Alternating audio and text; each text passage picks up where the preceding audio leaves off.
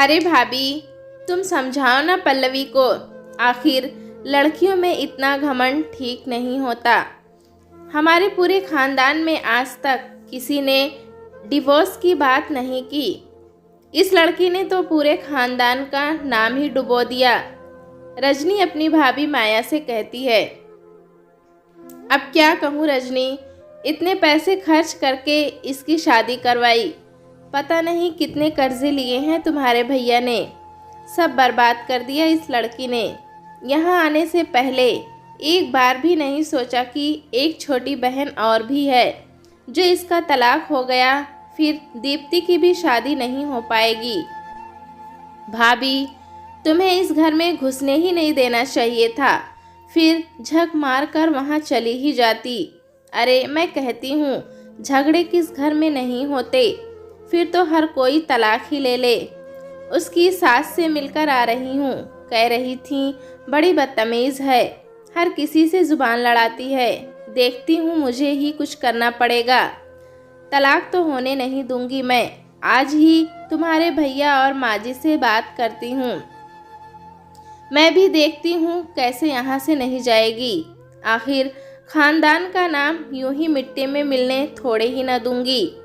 अगले दिन माया पल्लवी से कहती है, सुन पल्लवी, अपना सामान बांध और तैयार हो जा, तेरे पापा तुझे तेरे ससुराल छोड़ आएंगे। पर मम्मी, मैंने कहा ना मुझे नहीं जाना वहाँ। तूने कह दिया और मैंने सुन लिया। चल अब ये कोई मजाक नहीं है, और मत भूल तेरा असली घर अब वही है और उनका पूरा हक है तुझ पर हुक्म चलाने का। हम औरतों को सब कुछ सहकर ही ससुराल में रहना पड़ता है। अपनी दादी से पूछ, क्या मैंने उनके आदेशों का पालन नहीं किया? कभी कभी अपनी गलती ना होने पर भी सर झुकाकर मान लिया। वो तेरा मायका नहीं जो तेरी मर्जी चलेगी। पर मम्मी, मर्जी की तो बात तब आएगी ना जब वो लोग मुझे भी इंसान समझेंगे। मम्मी, मुझे हुक्म मानने में कोई दिक्कत नहीं है और ना ही काम करने पर। यहाँ तो बात मेरे आत्मसम्मान की है। चुप कर, बड़ी आई आत्मसम्मान वाली। सुन मेरी एक बात को अच्छे से गांठ बांध ले, जो तू अपने ससुराल नहीं गई तो यहाँ भी तेरी कोई जगह नहीं है। माया, ये सब क्या बोले जा रही हो?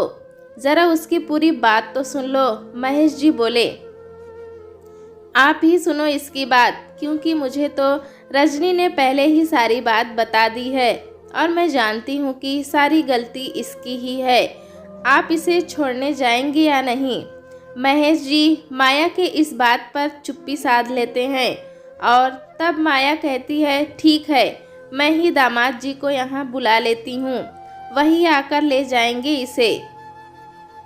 उसके बाद शाम को पल्लवी के पति रोहन को माया घर पर बुला लेती है और कहती है, दामाद जी, इससे जो भी गलती हुई है उसके लिए मैं माफ़ी मांगती हूँ। मैंने इसे समझा दिया है, आगे से ये ऐसा कुछ भी नहीं करेगी। रोहन बोला, ठीक है मम्मी, अब उसे जल्दी भेजिए, मुझे इसे छोड़कर कहीं और जाना है। इतने में पल्लवी भी तैयार होकर बाहर आती है और रोहन से कहती है, चलिए मैं तैयार हूँ। रोहन उठकर जाने लगता है। इतने में पल्लवी अपने सूटकेस को संभालने में अपने साड़ी से लिपटकर खुद को संभालने के चक्कर में रोहन के पीछे से उससे टकरा जाती है, जिस पर रोहन तुरंत पलटकर उसके बाल पकड़कर कहता है, कमबख्त औरत, देखकर नहीं चल सकती? मार खाने की आदत हो गई है तुझे। पता है, तुझे देखते ही मेरा खून खौल जाता है। और भी अनाप शनाप वह कहता चला गया। वो अपने गुस्से में यह भी भूल गया था कि वो अपने ससुराल में है। जब उसे ये एहसास होता है कि वो अपने ससुराल में है और उसके सास ससुर सब वहीं पर खड़े हैं, तो वह तुरंत हंसकर बात को पलटते हुए कहता है, ये तो ऐसी ही है, हर काम में लापरवाही करती है, बस वही सिखाता है मेरा परिवार इसे, तो इसे बुरा लग जाता है। ठीक है, सीख जाएगी सब धीरे धीरे। अब चलते हैं। पल्लवी अपने आंसू को पोंछते हुए जा रही थी कि तभी माया कहती है, रुको दामाद जी, सच कहा आपने, बड़ी लापरवाह है ये, और आज से इसकी लापरवाही आप लोगों को सहनी नहीं पड़ेगी। आप लोग अपने परिवार की सोचो। मैंने अपनी बेटी सौंपी थी आप लोगों को, कोई मंदिर का घंटा नहीं जिसे जब चाहा तब बजा दिया। अब तो आप लोग हमारे केस का इंतज़ार कीजिए। अरे जो आदमी इसे यहाँ हम सबके सामने ऐसे मार सकता है, वो अकेले में तो क्या ही करेगा। जाओ यहाँ से और हमारे सारे सामान निकाल कर रखना, सारे सूद समेत वापस लूँगी। गलती मेरी ही थी, पूरी दुनिया की बातों को सुना पर अपनी बेटी की नहीं। जब एक बेटी की शादी करवानी होती है तो पूरा खानदान उसके पीछे ही लग जाता है, और जब उसी बेटी की शादी नहीं चल पाती तो वही खानदान उसके पीछे पड़ जाता है।